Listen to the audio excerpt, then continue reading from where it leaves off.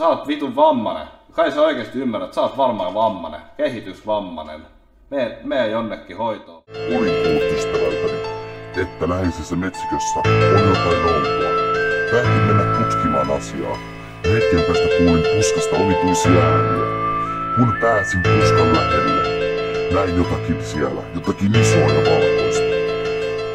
Hetken päästä vittu lehmät alkavat kulkea puskista ulos.